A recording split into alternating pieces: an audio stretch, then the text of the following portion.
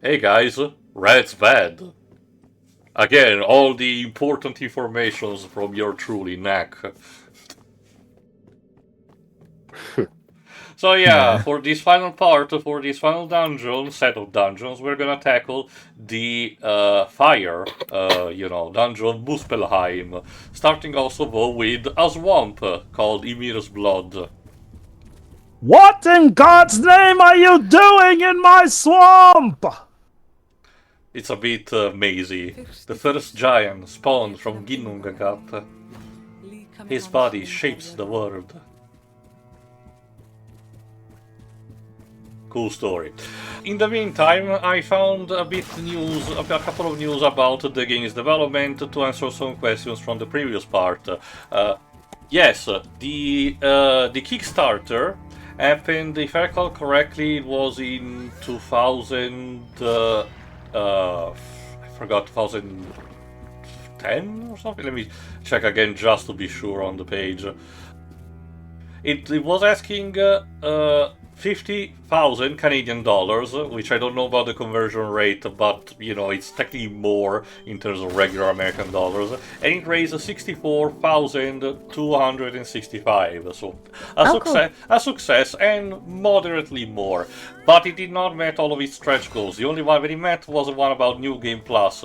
The ones that it was supposed to have more were 70,000 and 80,000 for two more respective Jötuns. In the beginning was the void, Ginnungagap. In it grew two realms, Muspellheim and Niflheim. Basically, I recognize those names. Eons passed until they touched, and from their collision was born Ymir, the first giant. Touch. But if you close your eyes, basically, but yeah, this level serves for you to, get acquainted a bit with the, Norse mythology history, basically the creation myth. Also, quick tidbit: 50,000 Canadian dollars is about the equivalent of $36,553.75. So over in let's America. round it up to 37,000, more or less. Pretty much, yeah. Typically, the conversion rate is in our favor when it comes to Canadian Yeah. dollars. I know, because a lot of Canadians really are afraid whenever price spike gets, that's mentioned, because they get screwed over as a result. Poor people. It's kind of similar. And this to is South why America. And this is why a lot of us Northern Americans kind of sometimes go into Canada to get stuff a little cheaper every now and then. Yeah, but it kind of reminds me that there was a time, not now for obvious reasons, but there was a time where in my country, people who were close to the Swiss border, they would actually go there to actually fill their gas tanks of their cars because it was cheaper back then, but it was a long time ago, so it's not really applicable these days for obvious reasons. A brilliant life hack. Anyway, next segment. Starchild, got it. As Ymir slept, the elements that formed his body became solid. He began to sweat, giving birth to the frost giants. That's an interesting way to, conceive people, born from sweat drops. So basically, we're about to go against the big daddy of all giants, which is funny. No. Supposedly, remember, Ymir is technically dead, and from his body, as the myth will tell, all the things from nature, were born, like the water is his blood, and so on.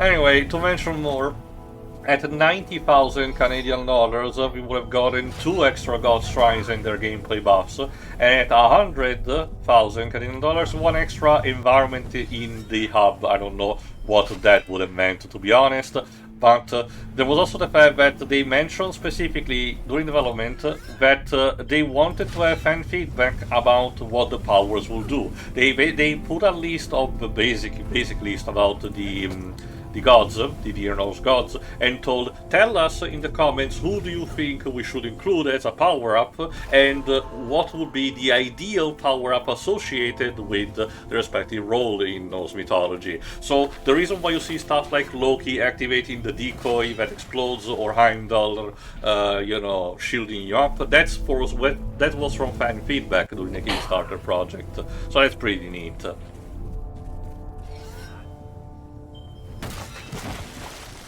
What was the exact amount that the fans managed to give the Kickstarter? As I said, 64,265 Canadian dollars.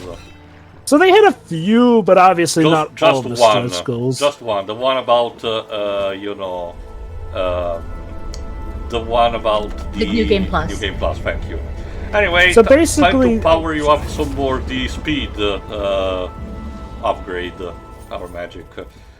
So the max stretch goal, translated over to American dollars, would have been roughly $74,000, it appears. Again, if I recall correctly, the timing, I don't remember exactly when the Kickstarter happened, but it was...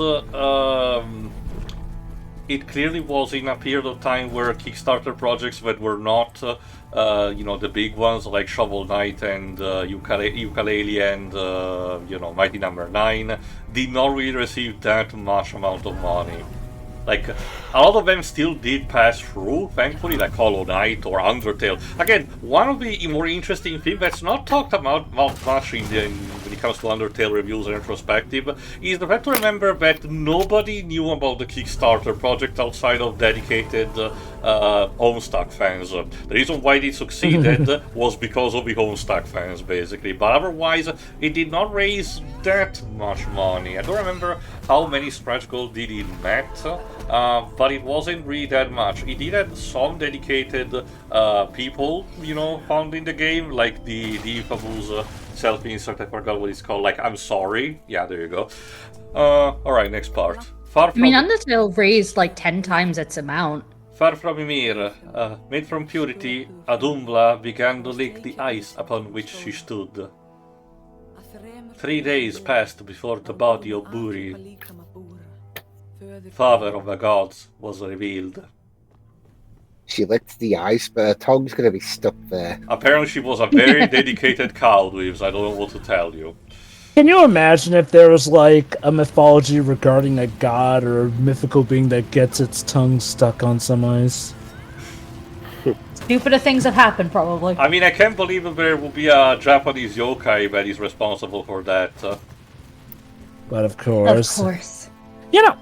I'm surprised. I don't think Yokai Watch ever got to handling some of the more famous yokai. I forget if they made it their mission to try and keep it all. They're counted as the classic yokai, like for example I forgot their specific names. For example, the one with the very long, stretchy and bendable neck, or the Descension Umbrella, for example. Those are counted as the very classic yokai, and sometimes they're talked about, but they are reserved for like a special category, basically.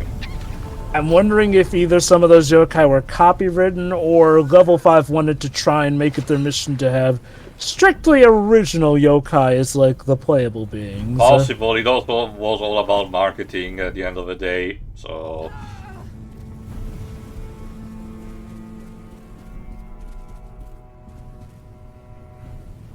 there was also the fact that, some ones were, relegated to just different, roles, even if they were considered classic, like the Yuki-ora. Anyway, Buri gave birth to a son named Bor, who in turn married Besla. Together, they had 3 sons, Vili, Ven, and Odin. Those born from ice and fire were of a good soul, whilst those born from tainted elements carried darkness in their heart. See, kids, so fire and ice. It's not about the choices that you made in life. You're just born evil. It's so like fire and ice. Like Maleficent. So fire and ice is the true counter to darkness. Clearly. Don't you remember, Teal, the Maleficent movie showed us that despite being named Flipping Maleficent, she used to be a happy-go-lucky, cheery child and all that jazz. Which just really begs the question, why'd they name her Maleficent? Unless in fairy dialect it means, oh, joyous person. Listen, none of it would have happened if they invited her to the party. It was their fault, okay? Yeah. Alright, if I recall correctly, the Kickstarter began on October 2014, so it wasn't really that long ago. It was firstly released on PC, so Windows and Linux, because the first stretch code was also about a Linux support, on September 29, 2015. Then it received first a Wii U port, then PS4 and Xbox One the day after the Wii U port, then it was on Nintendo Switch on April 2018 instead, so a few years later, and lastly in 2020 on everyone's favorite Google Stadia. Oh, Google Stadia. Enjoy your Rest future in Google peace. Stadia, it's gonna be great. I forgot about that thing, genuinely. Everyone did. You know, I was there during the presentation, really wondering how long was it gonna take for that thing to die. The answer was not that much. I remember 4 years. the Not even barely under 4 years. You know, the thing I remember most was just the mass confusion people had on what Google Stadia actually was, essentially. Like, again, some people were left wondering if it was even a console because Google marketed that thing so terribly. Really, they and Odin killed the giant Ymir. His flesh became earth. His blood became water. His hair became grass and trees. His skull became the sky, held high by the 4 dwarves. Thus our world was created. So the 4 dwarves are basically the Norse equivalent to Atlas. Like, as far as creation myths go, this is pretty hardcore. Like, damn. Yes, that's right. The whole Earth you're on is actually this guy who we hacked to pieces. The creation myth is complete. Now, class, have you taken notes because there's gonna be a test? From what I understand, the moral of the story is kill everyone you can to make more land that you can live upon. Clearly. I mean, to be fair, you know, there you go, there's part of Ymir's called. Here you go. You have found Ymir's Blood's rune. Continue exploring or just go home already. Sod off.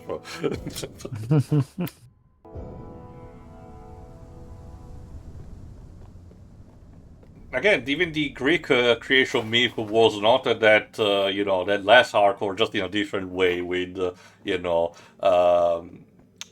Zeus cutting up his father with his own blade. Not even just that, for example, the Titan rising against their father Uranus, for example, Uranus, I'm going to use that pronunciation instead. And for example, you know, Uranus getting also his a mighty crater filled with fiery foes. Getting his family jewels, so to speak, cut off, and from them being thrown in the ocean, Aphrodite was born. Yes, not even kidding. Yes. Anyway. That's why she's the goddess of love. Clearly. Anyway, just to mention, this is the longest level of the entire game. It's kind of a marathon to go through, and it's filled with these deadly enemies, the fire giants, which you're not required to kill all of them, but they're kind of a pain in the ass throwing rocks at you all the time. So they're using the certified killer croc moment. So not immediately, but eventually enough you're gonna see me speeding up, because otherwise it really will take you too long to get there. Like there's a lot of moments where it's just, you know, Thora, you know, chugging her legs along, you know, not really in a hurry. And yes, you can actually send the rocks back to them, but you need to aim properly, unfortunately. So again, even just hitting them is fine, you just need to watch out from the explosion after they are hit. Lovely. There you go.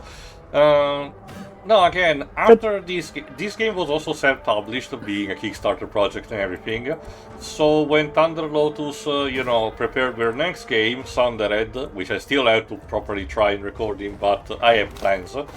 They also did a Kickstarter for that.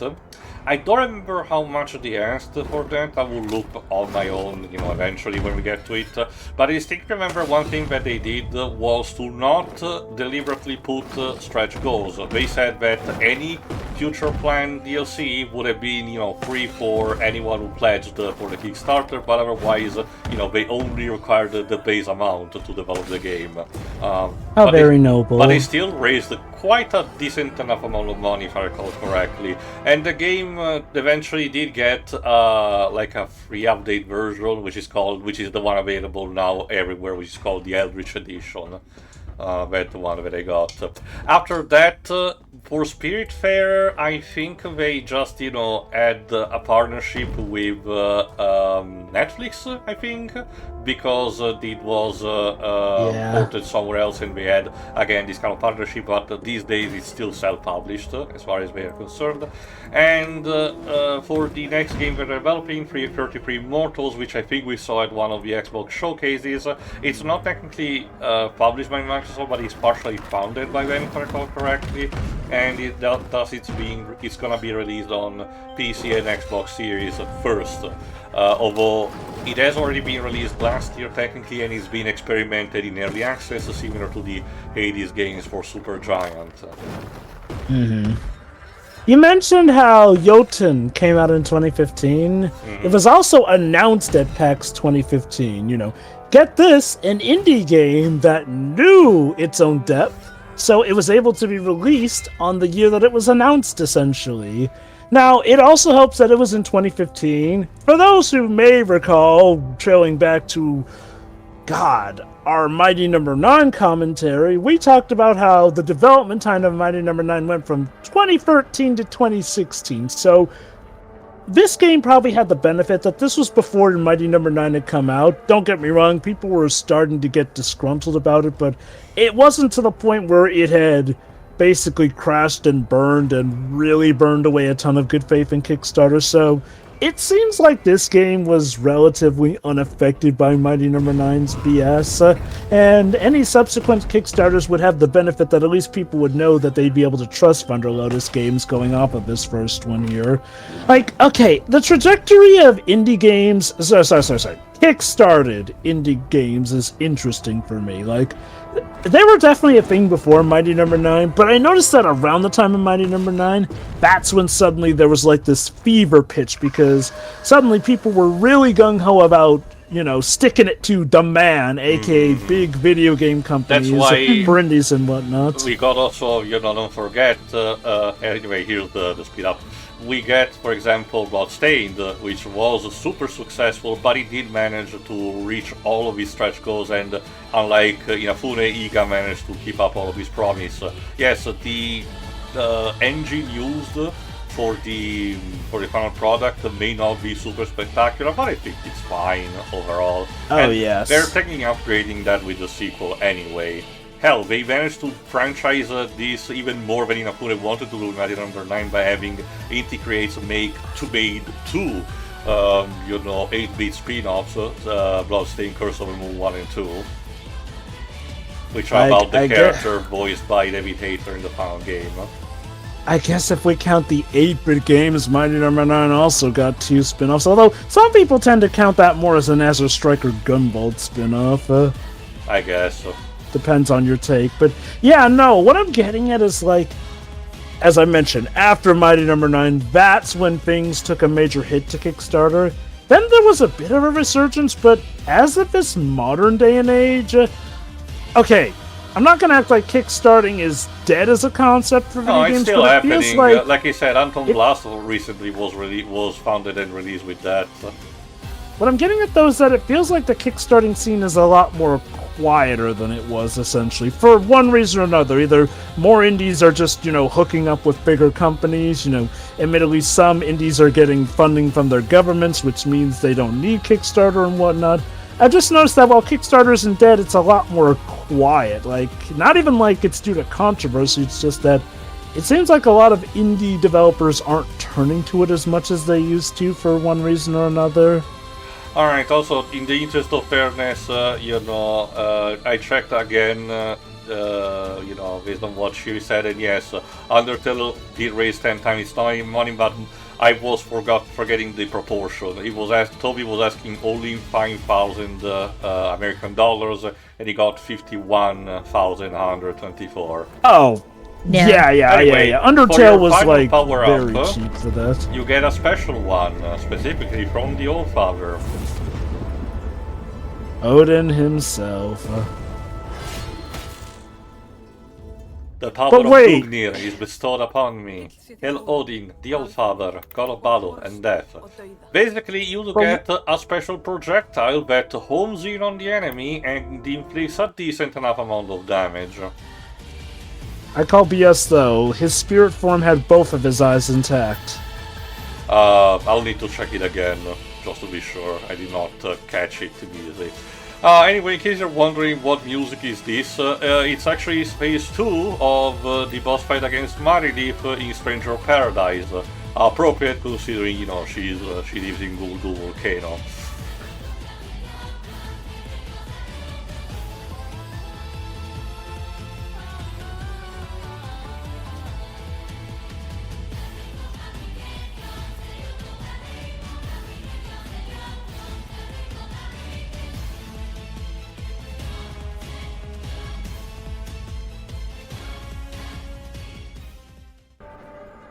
Anyway, I think we're almost done with this. Yeah, let's get the rune. It just makes sense. Lava World be our climatic finish. Come out, Bowser. Take the L. No.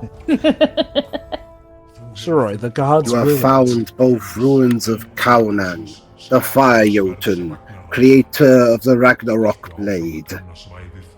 You know what? But I didn't. Like, what's more insulting, being smited by a god or a god giving you the L? Like, what's worse, actually? Like smiting, you can maybe say it took a god to defeat me. The L, yeah, that's the god saying you're not even worth killing. Just take the L and leave. So loser. yeah, to sum up also from the Kickstarter, basically we're going to have the 5 Jotun that we find in game were in the base project to begin with, but we were going potentially to get 2 more, and judging by their appearance on the Kickstarter page, they were going to be themed one after, trees, more property trees, and another based on a more properly a volcano. Like a literal volcano head. Think of something like Chronoman Atlantis from Yu-Gi-Oh! Zexal. My god, has it been a while since we checked out that anime? Well, we didn't go to the point where we're getting to Chronomalies, thank god. Kaunan, Maybe Rune of the someday. Torch, Mortality and Pain. I'm sleepy here. Well, I'm quit following here. us with your eye, then. Yeah, it's kind of a nice touch. Because you woke that me your up. eyes, track. For this boss fight, you need to first find the Jotun, you need to follow, since the area is very big, you need to follow the thinning of the hammer. Because this Jotun is actually a blacksmith and he's kind of busy right now. So we're about to kill a man who's just doing his job. I mean, story of everyone's life after all. Sure. There he is. God, that is a cool looking blade, and even the beard made of lava. Uh-oh. Oh boy. Surprise attack! This fight is Okay. cool. This fight is cool as shit. Like, the color scheme is super cool. The attacks can be punishing, but fairly, intuable. They have this AoE range similar to stuff that you see in MMO like Final Fantasy 14. And the battle progressively evolves more, as it goes on. Also, holy cow, his beard is so big it even reaches to his back and mixes with his hair. There's something also super, satisfying and crunchy about the sound effect whenever this guy hits the ground with the sword in both ways. Oh man, I am digging the design of these Jotun so much that I kind of do wish we could have gotten all of them, but what you gonna do? Yeah, Do we have concept art to at least yes, showcase again, what are the on ones? on the Kickstarter page, I will give you later. Neat. So, is it safe to say this is your favorite of the Jotun? Yeah, well, okay, I like all of them, to be honest. I don't really have, one that really stands up on the others, but this one definitely has the cool factor. I will say that if I had to guess, to say like the ones that I least like was the third one, the Ice Jotun, because it was fairly simple. Basic. Basic in how you do. The really difficult came from the ice physics later on and the blizzard that can cast upon you. But other than that, it's still straightforward. Yes, the condition to actually properly defeat that one may be more difficult. Speaking of which, for this one, in order to the special condition for beating this guy is to be on a sort of a high risk, high reward situation. You need to defeat him while having like less than 20% of your health left. Cute. And yeah, again, on the upper point, all of his attacks are upgraded, and even again the cracks on the ground that sprouts fire. That is cool as shit. Now imagine a challenge where you have to take out all 5 Jotun at the same time. Okay, not really that, but keep that in mind for later.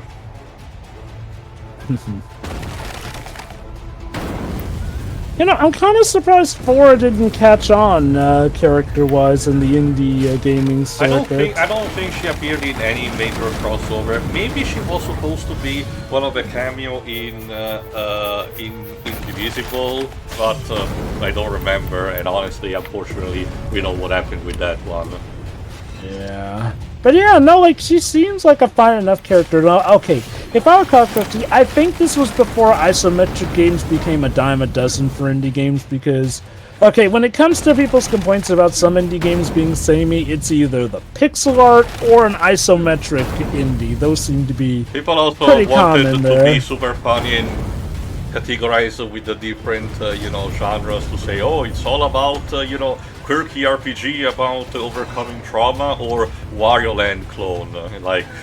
Said people who've never played the games. Again, like... refer to the Harry Potter copypasta. Play another game. It's like, okay, look. I can get critiques about maybe the pixel and isometric oversaturation, but come on, my dudes. Don't be that guy when you're going after people for the themes of the game. Alright, I think I'm actually there to satisfy almost the condition, so I had to use also the speed power up to try to get away from the blasters. There you go. Trying to deliver the blow. God damn it, I miscalculated the positioning. That's one of the big problems with isometric games. You might actually run into the problem of not positioning yourself in the best place. Yeah. There you go.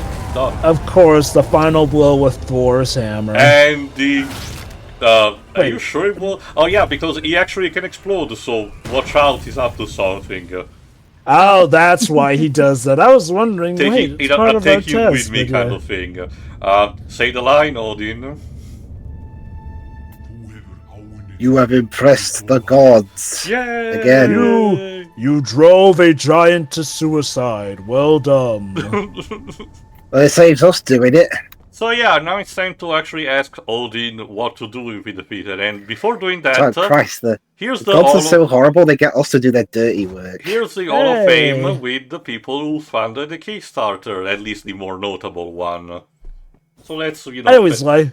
Let's pay a bit of, respect to them. Although, at the very least, this is a more, in tune, poor Doug. more dignified, because in Hollow Knight, for comparison, the people who backed the Kickstarter, which had enough money, they're dead. Like, they are presented as ghosts when you find in a graveyard. I will say, I do like when indie games do this, and this definitely seems to be one of the more detailed versions, although I'm guessing the people who are headless are people who didn't pay quite as much as others. Either that or did not actually send a photo and were like, just do the bust. I don't care. It's very possible when you choose to do that. But yeah, no, each face seems to be relatively customized enough that I can believe that they specifically rendered these proper. I think it's the game Coral Island that does something similar, because there's a museum in the game, so they have like a list of like museum curators. But I think they use statues or like artifacts or something for the Kickstarter people, which is nice. Shovel Knight also has the Ghost Museum, where you have the portraits, if I recall correctly. Those are very pixel, so I can't make them out well, but I like to believe that they did render them. And Miter number 9 did give us the President's Office, which does have the portraits of the presidents, which turn out to be backers, if I recall correctly. And then there's the credits. Yeah, the very 4-hour plus credits that are arguably longer than the game itself. Also, shout out to William, his mother, and his father, all lined one by one for those here's Odin in his Great Wanderer persona. Gandalf? Thora, you have died a glorious death. By inglorious But your courage and bastards. tenacity have led you far. In this world of void, you have traveled through the realms.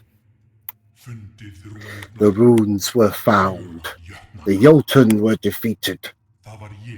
I, Odin, gave you a second chance. For Thor's blood flows through your veins. Yes, Thor is your actual father. Let this great gift aid you in this final battle. For I, the All-Father, shall be your ultimate opponent. Oh shit.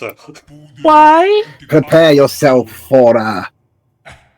Do not fail to impress the gods. Yeah. Just take on the big dad of all gods himself.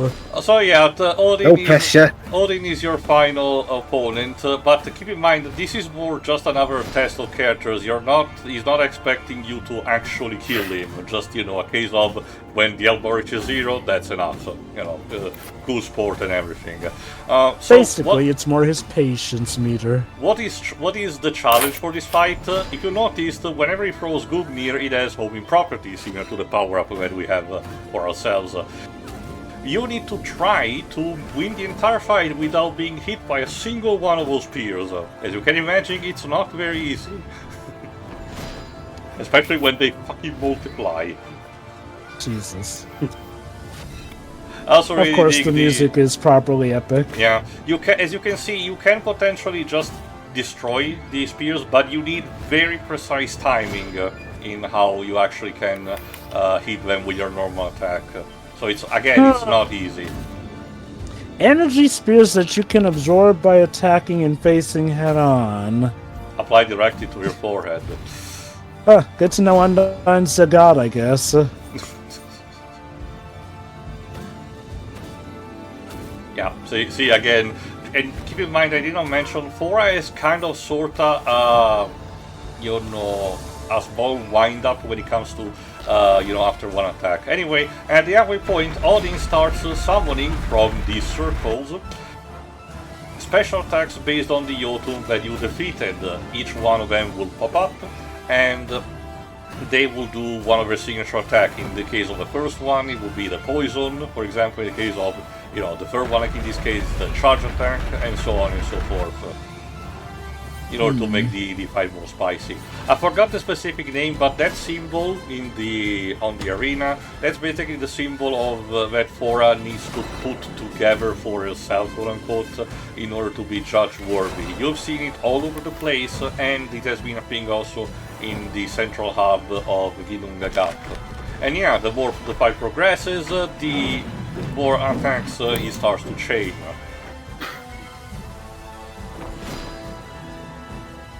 Again, it really is a test of patience, and it is required, it is for the best if you actually get here with all of your power-ups, at max.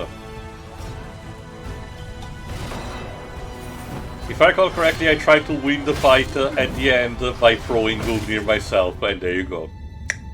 Just to stylize a bit. So yeah, you actually do manage to injure Odin, but as you can imagine, that's not even enough to kill a god. You Also, impressed the gods again. And there you go. Game's over. We earned our second chance, so the Valkyries are here to take Thora to Valhalla so that she can get mead and bitches for eternity. Lucky girl. Come, Viking, and claim your reward. Is there any reason you want to go back to the Gandalf cosplay? And was blessed by the gods. The one who defeated the Jøtun in glorious combat. And proved myself to Odin by earning a place in Valhalla. I am Thora, conqueror of Jøtun TM. That sounds like a cool title name. And there you go. Don't mind about Sigrid on your way for us, he just loves to complain a bit. So yeah, that is... I know it's style, but the Owen makes it look like it's forbidden. Yeah, it's the Ghostbuster symbol. Who are you gonna call? That doesn't work. Jøtun Busters, yes. Anyway, that is, like I said, that is Jøtun. Pretty straightforward story, you know. Like I said, no duplicity, no deeper meaning, no subterfuge or anything. Thora just earns her way to Valhalla. Good stuff in the end. That's it. Yeah. So, final thoughts, Lips. Hold on. Here are the actual voice actors I forgot. Atli Bolason for Odin and Sigurlaug Lia Jonadsdottir for Thora. There you go. Cool. Go on, Dweebs. I think it was pretty solid. I wouldn't say a game like this is really my cup of tea. I don't normally play games from a top-down perspective unless it's football. But it looks really nice, and the gameplay, well, it's a bit simple. It looks fun enough. The music's solid, and I won't judge the voice acting too much as I don't speak Icelandic, but it sounds solid enough from what I can tell. That's honestly, it's really about it. I don't really have much to say about these kinds of games, to be honest. But yeah, I mean, for what little budget they had, I'm guessing, it looked like they made the most of it. Mm-hmm. Just to mention, because I didn't told you while we were, commenting on it, the composer is a guy called Maxime Lacoste Lebouy, which I think is Canadian, and is mostly done mostly done indie themes that is composed for every single game Thunder Lotus made. That's it. Alright, I guess that's it on you, Dweebs? Yeah. Okay, then. Sherry. Yeah, this was pretty good. Short, to the point. Really like the art style for this one. It's pretty simple, but they use it well, especially with the animations, or like the little they can do. Music's pretty good. Yeah, this just really enjoyed this one. I'd say. I'm not sure what else to add, but all right. Yeah, good game. Jova. I'll admit, this is quite an interesting title. I can see why it might have flown under my radar. I'll admit, I'm not the biggest on isometric games, and while I was checking out indies, I wasn't deep in the indie scene at the time, essentially, so... That being said, I do find it funny that the game that actually did introduce me to this company was Spiritfarer, actually. Looking back, I can see how this is that same company, like... This seems like a relatively nice and fun game, where there's some questions I had, like, okay, are these Jøtun that we kill actually real, and is this epical? Those are just little things that I think of Fury-wise. It's not something the game needed, because the game has a relatively simple plot. Hey, go through this educational lesson on the Norse gods while killing Jøtun to prove yourself worthy of Valhalla. Boom. It's relatively simple and reminiscent of gaming in the older days in a way that still is relatively charming and whatnot. Thora has an interesting enough character and backstory along with a clever enough design that works out overall. And I do dig the boss designs as well. All the Jotun look amazing in this game. Good art style, good music. Overall, it's just a good, nice, warm experience. Yes, it could be your comfort game despite all the violence. All right. All right, then. Yeah, as for me, it's fine. I really still had a good time. I don't remember exactly how I discovered this game because it was resting in my Steam library for a while. I think it was due to one of those boss compilation videos that normally flash around that did catch my interest, and I tend to give it just a passing look. If it catches my interest, I go like, let me try the game for myself, and I think this was one of the cases. But again, it's technically a good experience overall, but the pace, I argue, is the biggest thing that drags it down. Your character Thora moves still way too slow. I get that they want for you to take in the scenery, and you do have some utility tools like the speed power up from Freya, but unfortunately, I argue it's still not much, and they probably needed something like, say, a run button by default, or your dodge maneuver could have been used as tech, again, a la Symphony of the Night.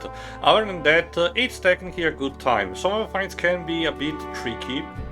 Again, this is not as dickish as Cuphead, for example, but it still requires you to beat the bosses at the intended, difficulty, which is just the one that you have in the game. You cannot really, change it for what you want. So you need to, have the Dark Souls mentality of, if you fail, you need to start memorizing better the pattern of the attacks and decide when to use your power up in which specific way, or if there is something that you can do to overcome the challenge in a smarter way. So I don't think it's really casual friendly, is what I'm saying. Would you say it has a lot of first-player traps, like in the sense that you made it look a lot more fluid than it normally would be to somebody who's trying it out for the first time? You might have noticed, but I still, had a couple of retries that I did cut off, and even in the attempts where I succeeded, I still was, sometimes risking it, like, for example, the far Jøtun in this very part, for example.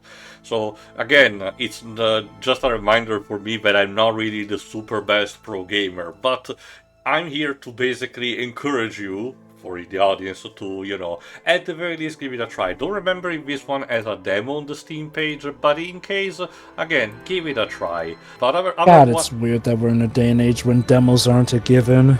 One of my most hated things on that side of games. To me, the weirder part is the fact of the demo being released way after the game is being released. Like, at that point, why did that is even weirder, yeah. But whatever, that's not the point. My point is that this clearly is a first attempt from the development team, I can tell, but a lot of its elements still makes it solid to this day, particularly the presentation. Again, visually, the composition of the score and the voice acting used, they are very solid. I mean, to be honest. So it is actually one of the ones that aged better for test of time. Yes, like I said, the bigger targets or things that are more in the foreground may have a bit of more of those unpolished penciled sketches kind of deal, but you can overlook that, honestly. I don't think there's much more to be added, so whenever we come back to Thunder Lotus, it will be for me recording Sundered. I don't know when it will be, maybe sooner, maybe later, who knows. But whenever we return to indie games, instead we're gonna have to change our perspective a bit and go super liminal. So see you for that. See you then.